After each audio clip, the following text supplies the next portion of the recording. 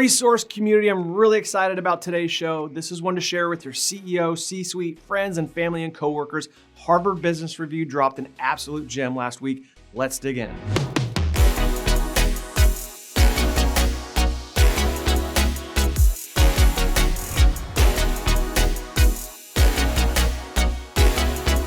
Honestly, we don't lay claim to many things over our past 12 years of content creation, but I genuinely believe that we called the great shuffle up before mainstream media or anybody else did.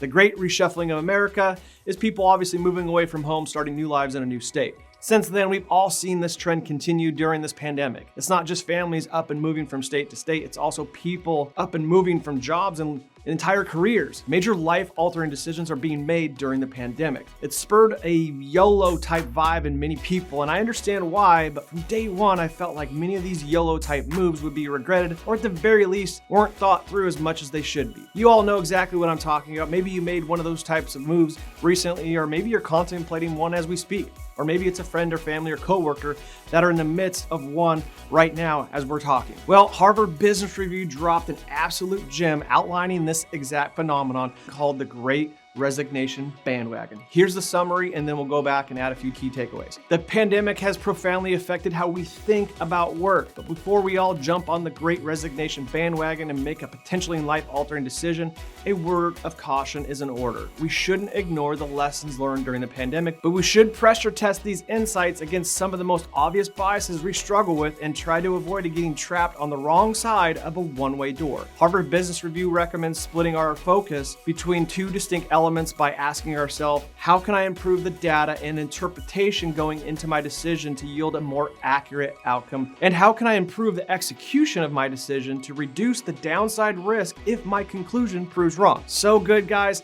Share this one today. Guys, I'm telling you, it's money. Our decision making isn't perfect and actually has far more confirmation bias than we know. Noble laureate Herbert Simon taught us that it's never a fully rational process we'd like it to think that it is, in part because we're working with incomplete information. Oftentimes, our own psychology further biases our decision versus refining or challenging. No life-altering decision will be unilaterally good or bad. Each offers benefits, but comes at a cost. As difficult as it is, we need to step outside our immediate context to get a more objective view. Making things even more difficult, the exceptional experiences we've had during the pandemic are affecting our psychology. Data shows a clear link between the pandemic and declines in mental health, which can have a very real impact on decision-making ability. Before making a big and potentially irreversible career decision, take the following steps to make sure you're approaching your decision-making methodically and thinking about how to reduce your personal risk. We don't have time to cover them all today, but here's the first one that Harvard Business Review highlights. You really want to dig in further though, guys. This is amazing. Link to the article will be in the comment section below. 1. Improve decision